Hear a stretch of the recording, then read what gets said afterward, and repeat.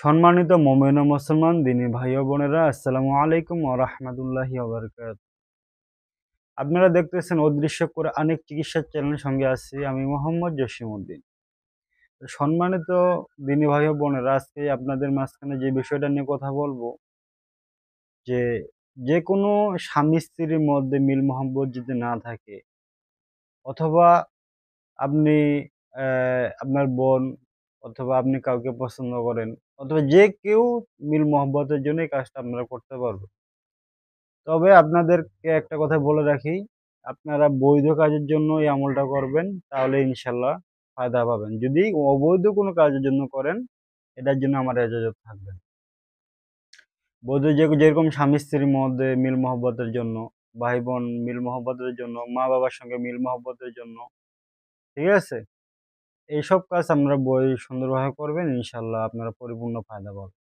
তো সম্মানিত হযরতগণ, আপনার একটা বিষয় আপনাদেরকে বলে রাখি, আপনারা ইউটিউবে হয়তো অনেক ভিডিও দেখেন, মিল মহব্বতের অনেক তদবির ওলামা একরামগণ দেন, অথবা অনেক বিভিন্ন কবিরাজেরা দেন। আপনারা আমল করেন কিন্তু আমলে ফায়দা পান না কেন? যে হযরত, যে একটা বিষয় হচ্ছে, আপনারা আল্লাহ পাক কোরআনের আয়াত দিয়ে কাজ করবেন, আমল করবেন, সেই আয়াতের প্রতি আপনাদের দীর্ঘ বিশ্বাস থাকবে না, তাহলে কিন্তু আপনারা কোনোভাবেই তার ফলাফল পাবেন না। যেকোনো একটা আমল শুরুতে অবশ্যই ওই আমলের প্রতি দীর্ঘ বিশ্বাস রাখতে হবে, এখলাসের সহিত আমলটা করতে হবে, নিয়ত সহি থাকতে হবে, ঠিক আছে? তাহলেই আপনারা আমলে ফল পাবেন। আপনার যদি নিয়ত খারাপ থাকে যে আমি এই আমলে ফায়দা পাবো না, তাহলে এই আমল কোনো সময় আপনার জন্য ফায়দাজনক হবে না। সর্বপ্রথম, যে যাই হোক, এই বিষয়ে কথা বলতে অনেক বিষয়ে কথা বলতে হবে। আমি ধারাবাহিকভাবে কিছু মিল মহব্বতের ভিডিও ছাড়বো। আপনারা কন্টিনিউ ভিডিওগুলো খেয়াল রাখবেন। ইনশাল্লাহ আমি কয়েকটা মিল মহব্বতের ভিডিও দিব। কারণ আমাদের কাছে ইদানিং বেশি দেখতেছি মিল মহব্বতের কাজগুলো বেশি আসতেছে। সর্বপ্রথম আপনাকে যে জিনিসটা করতে হবে, একটা পান নিবেন। একটা পানের মধ্যে সূরা আল ইমরান ৩১ নাম্বার আয়াত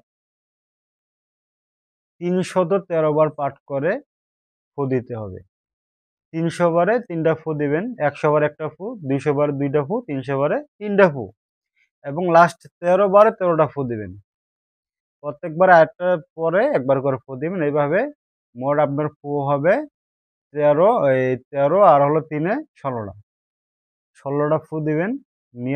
নিয়ত করে রাখবেন যে এই আয়াতটা তেলাওয়াতকালীন, মানে আয়াত তেলাওয়াত চলাকালীন, অবশ্যই আমলটা চলাকালীন অবশ্যই মনে মনে নিয়ত রাখবেন যে আমার স্ত্রীকে অথবা আমার স্বামীকে এই আয়াতের বরকতে আল্লাহ আমার দিকে আকৃষ্ট করে দিন।